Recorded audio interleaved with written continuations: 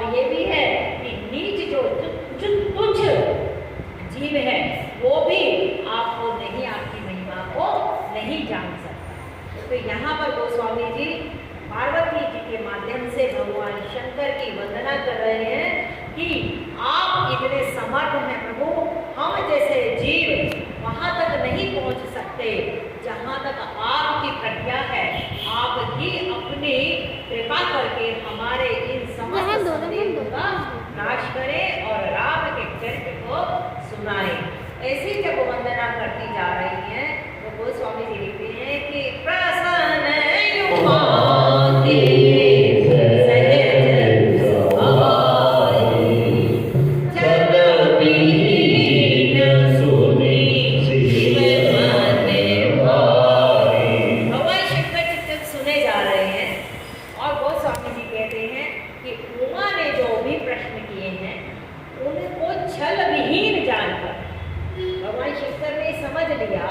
कि इस समय पार्वती की जो जिज्ञासा है वो बिल्कुल सत्य ही जिज्ञासा है। वो चाहती है राम कथा को सुनना, वो ये नहीं है कि वो मेरे को नापना चाह रही है या मेरे ज्ञान की परीक्षा लेना चाहती है। उसमें सही में ही जिज्ञासा होती है कि उसको अब राम कथा के प्रति रुचि आई है। और जैसे ही कोई राम कथा का रसिक, कोई रसिया मिलता है तो हर वक्ता को आनंद आता है। और भगवान शंकर तो उस रामचरित्र के रचयिता हैं। भगवान शंकर ने तो मानस रहा। और गोस्वामी जी कहते हैं पाई इस समय शिवा सद्भागा, कि शिवा के सामने, उमा के सामने सुअवसर पाकर उसको गाया भी है रामचरित्र को। तो जब उनके प्रश्न जो ये जितने सुने हैं और ये सहज प्रश्न सुने हैं तो उनको बहुत अच्छा लगा। और गोस्वामी जी कहते कि चलो भी सुनी सेवा माने भाई। चल भी, ये बहुत सुंदर सूत्र है। जब भी कभी हमें कहीं कुछ कथा सुनने की जिज्ञासा होती है, कुछ हमारे प्रश्न स्वाभाविक हैं, आते ही हैं, तो उन प्रश्नों को हम अपनी जिज्ञासा शांत करने के उसके आधार पे पूछें तो वो तो बात है। लेकिन अगर हम वक्ता की बुद्धिमत्ता या उसके ज्ञान को नापने के लिए अगर पूछते हैं तो वो छल के साथ आने हुए प्रश्न होंगे। और उसमें नुकसान वक्ता का नहीं है, उसमें नुकसान अपना ही है, क्योंकि जिस रस को हमने प्राप्त करना था वो रस हमसे छूट जाएगा। हमें तो राम का चरित्र, हरि का चरित्र ही सुनना है। आज एक सब कह रहे थे कि परमात्मा का जो चरित्र है, जो गाता है, और गाने से क्या है, क्यों आनंद मिलता है, क्योंकि प्रभु का चरित्र रसामृत है, वो रस के रूप में बह रहा है। अगर हम उसको अपना पात्र बनाकर उसको अपने भीतर नहीं इकट्ठा करके रखेंगे तो वो रस तो बह जाएगा, रस तो रुकने वाला नहीं है। पुरुषोत्तमानंद जी का बहुत सुंदर मुझे लगा कि परमात्मा का जो ये चरित्र सुनते हैं, हरिकथा सुनते हैं, ये तो रस है, ये तो अमृत है। जितना भीतर अपने आनंद हम ले लेंगे इसका, वही हमारा है, बाकी तो रस बह जाएगा जैसे तो घाटा अपना है। तर्क कुतर्क करके किसी को नापने के लिए अगर हम कर रहे हैं तो अपने ही चित्त की अवस्था हमारी जो उस समय रस बह रहा होगा, परमात्मा की कृपा बह रही होगी, वो कृपा से हम वंचित हो जाएंगे। तो यहाँ पर छल विहीन प्रश्न सुनकर पार्वती जी के भगवान शंकर को बहुत अच्छा लगा। और उन्होंने गोस्वामी जी कहते कि उसी समय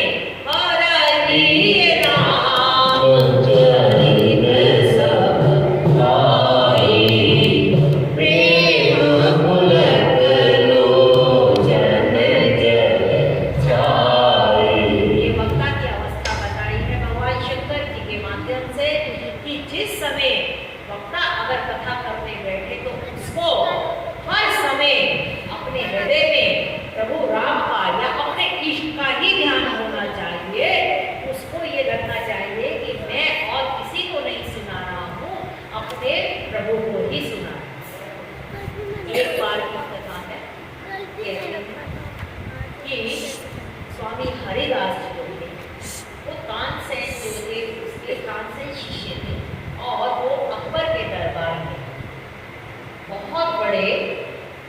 नवरत्नों में आते थे।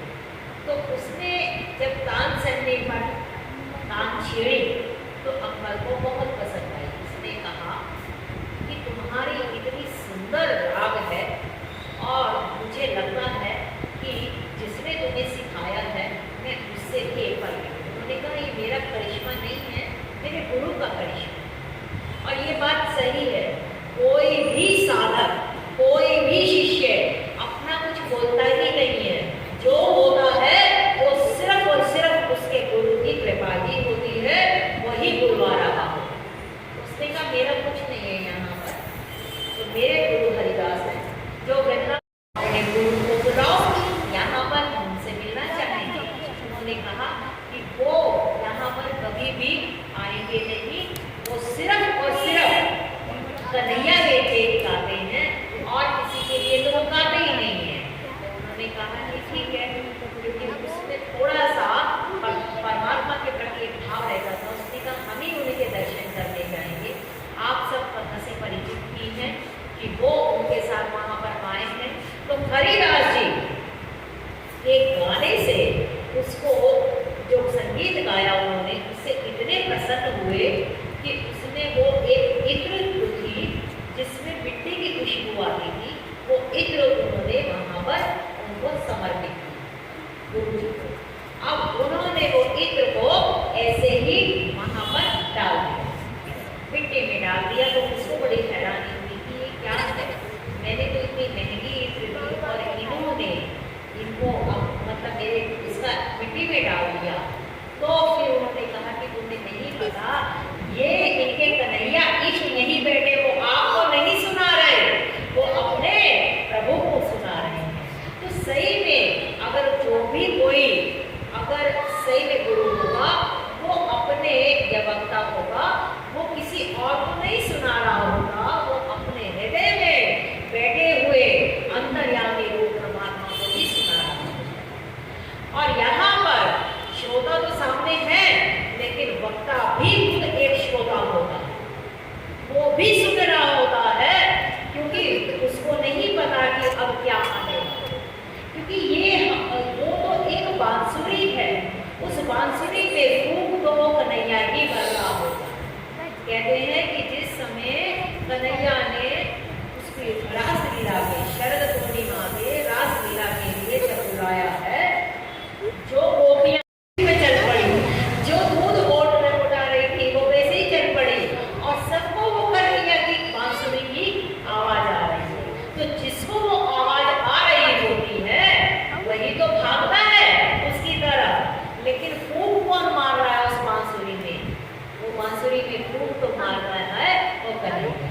तो गोपियों ने ना बड़ा बांसुरी के साथ उनको बड़ी दुश्मनी हो गई, राधा को भी हो गई कि ये तो मेरी दूसरी सौत है, ये तो हमेशा साथ में रहती है और क्या पता नहीं इसने ऐसा कर रखा है कृष्ण को कि अधरों से लगाए रखता है। इतना प्रेम हमने क्या आदमी को सब इसका सब कुछ छोड़, घर बार छोड़कर इसके पीछे पीछे घूमती है। लेकिन ऐसी बांसुरी क्या हुई कि इसने सबका मन मोह रखा है और कृष्ण का भी मन मोह रखा है।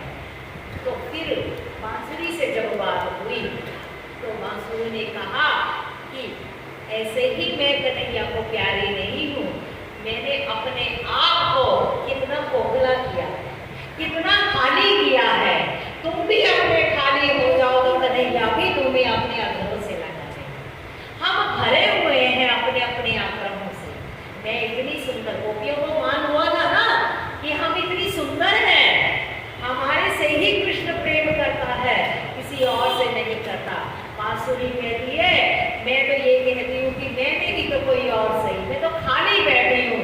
तब कृष्ण उसमें फूंक मारता है और उस फूंक के मारने से ही सबको वो बुलाता है और आनंदित होता है। ऐसे ही वक्ता जब अपने आप को पूर्णतः खाली कर लेता है उस बांसुरी की तरह, तो कोई परमात्मा उसमें अपनी फूंक भरता है और जो उनको को संदेश देना होता है वो अपना संदेश श्रोताओं प्रश्नों की। तो भगवान शिव के हृदय में इतना आनंद हुआ कि राम के जितने भी चरित्र थे वो उनके हृदय में पिक्चर की तरह चलनी शुरू हो। हरे राम चरित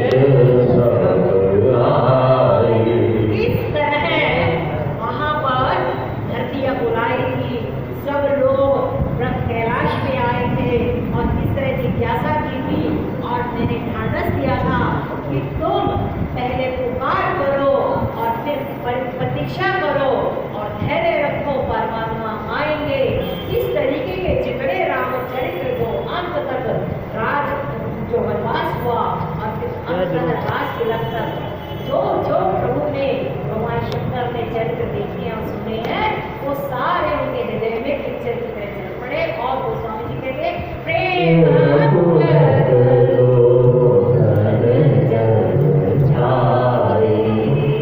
और अवस्था ऐसी हो गई कि भीतर ही भीतर, अभी तो बाहर बोलना शुरू भी नहीं किया है, भीतर ही भीतर इतने प्रेम में पुलकित हो गए हरि के चरित्र को स्मरण करते हुए कि गोस्वामी जी कहते हैं कि वो प्रेम आंखों के जरिए छलकना शुरू हो। और आप ये देखो कि जब प्रेम की अधिकता होती है तो वो आंखों के जरिए ही निकलता है। कई बार बहुत समय का बिछड़ा हुआ बच्चा या कोई अपना संबंधी मिलता है तो बोला नहीं जाता, आंखों से ही आंसू निकलने शुरू हो जाते हैं हर्ष के मारे। वो स्वामी जी कहते हैं भगवान शंकर के हृदय में रामचरित्र की गंगा उमड़ उमड़ कर बह रही है और वो गंगा उनके पहले नेत्रों से निकलनी शुरू हुई, हृदय में उनके आनंद बस रहा है। और श्री रघुनाथ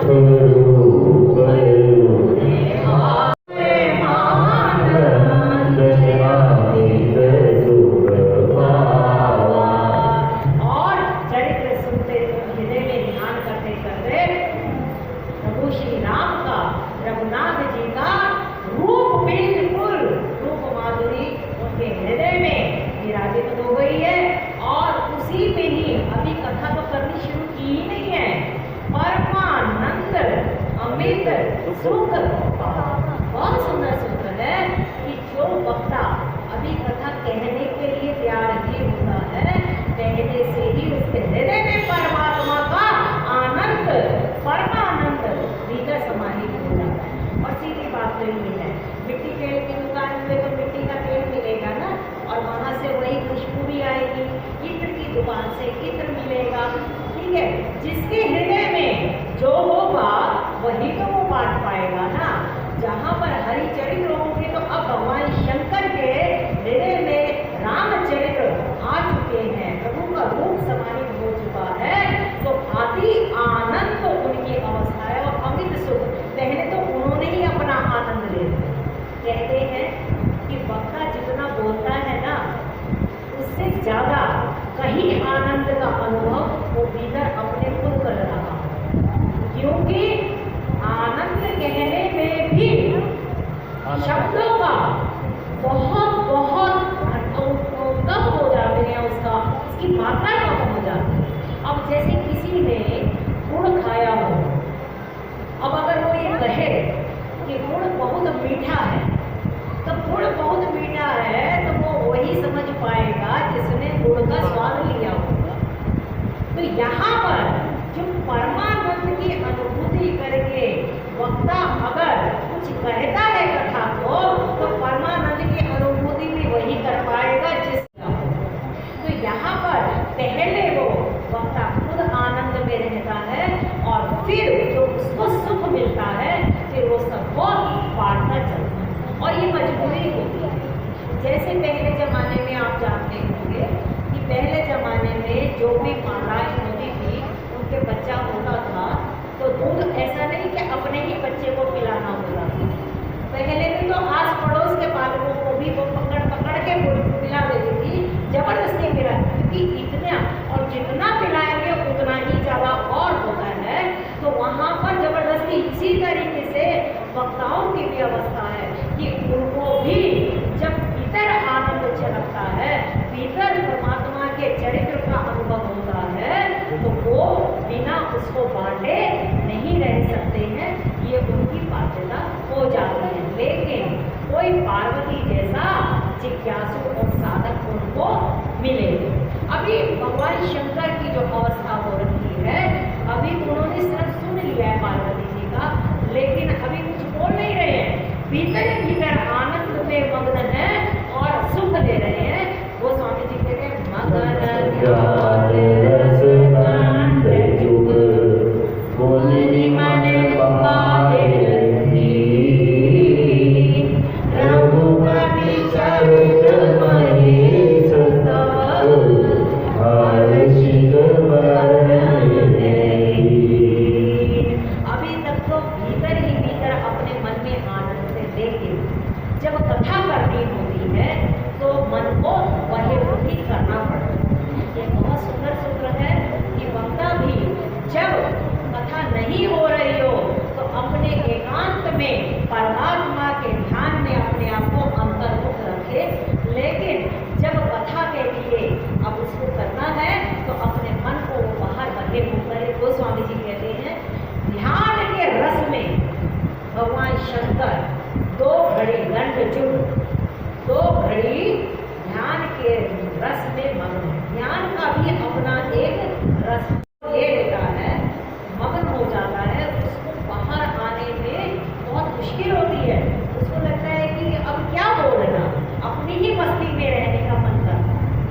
आज बहुत सुंदर एक प्रसाद मैं आपको बांट रही, सब संतों का प्रसाद है। शरणानंद जी ने बोला कि तुम्हारे घर में कोई मंदिर बना हो या कोई एक कोना तुम निर्धारित करो और उस कोने में तुम अपना एक आसन बना के रखो और 2 मिनट तो 2 मिनट, 5 मिनट तो 5 मिनट, जितनी भी आपको अगर सुविधा अनुसार समय है, आप एक नियम बनाओ कि आपको उस कोने में उतने बजे उतने समय में वहाँ पर बैठना ही बैठना, और आपको वहाँ पर अपनी 1 माला 2 माला नहीं भी माला करनी तो वहाँ पर बैठो और हरि की याद में बैठो। धीरे धीरे जितना जितना समय बढ़ता चला जाएगा उतना उतना ही उस आसन की स्थिति को होनी शुरू हो जाती है। उस आसन के अनुप्रमाणु तुम्हारे भीतर कुछ अंदर कुछ खलबली करेंगे, कुछ ध्यान का रस तुम्हें वहाँ पर तुम्हें आनंद महसूस करना। कुछ मत करो, सिर्फ बैठ जाओ और सिर्फ देखो कि मेरे भीतर क्या क्या विचार आ रहे हैं। एक शब्द में तो बहुत अच्छा लिखा कि सिर्फ तुम 15 मिनट एक आसन पे बैठ जाओ और कुछ मत करो, कोई पूजा नहीं, कोई पाठ नहीं, सिर्फ बैठ जाओ और बैठ के तुम अपने भीतर में उठते हुए विचारों को देखते चले जाओ कि हमारे भीतर में क्या विचार आ रहे हैं। और फिर 15 मिनट के बाद आप उन विचारों को लिख सको तो लिख लो और फिर उसको अगले दिन सोचो और उसके बाद आप अपना भी मूल्यांकन कर सकते हैं कि मेरी अवस्था है क्या, क्योंकि मैं जब आएंगे वो तुम्हारे भीतर में रहे संस्कारों के ही विचार, किसी की याद आ रही है, किसी के बारे में सोच रहे हैं, कुछ क्या कर रहे हैं, वो तुम्हारा सही में उस समय अगर तुम्हें प्रभु का ध्यान आ रहा है या बिल्कुल निर्विचार की अवस्था आ रही है तो समझो कि हमारी थोड़ी सी अवस्था बढ़ रही है। लेकिन तब भी अगर संसार ही घूम रहा है आसपास तो अभी भी हमारी संसार की आसक्ति खत्म नहीं हुई। तो वहाँ पर उन्होंने बोला कि ध्यान का भी अपना एक रस होता है, चाहे वो 2 मिनट का ही आनंद हो, लेकिन वो आनंद ऐसी अनुभूति देगा कि धीरे धीरे हमें उसका रस पड़ना शुरू हो जाएगा। पहले 2 मिनट, फिर 5 मिनट, जैसे जैसे समय बढ़ता जाएगा वैसे वैसे हमारा उसमें और आनंद बढ़ता। ऐसे ऐसे अनुभव संतों के आ रहे हैं। राधा स्वामी जो बाबा जी थे पहले, सब बहुत सबसे पहले वाले बाबा जी, उनके जीवन के चरित्र में याद हुई है कि वो रेल मिनिस्ट्री के अंदर रेलवे मास्टर थे और वो भगवान कृष्ण के बहुत बड़े उपासक थे। भगवान कृष्ण की पूजा में एक बार इतने मग्न हो गए कि उनको रस मिल गया और उनको याद ही नहीं रहा कि मेरी ड्यूटी का समय हो चुका है। और उनकी ड्यूटी ये रहती थी कि उनको वहाँ पर ठंडी लेनी होती थी कि वहाँ से ट्रेन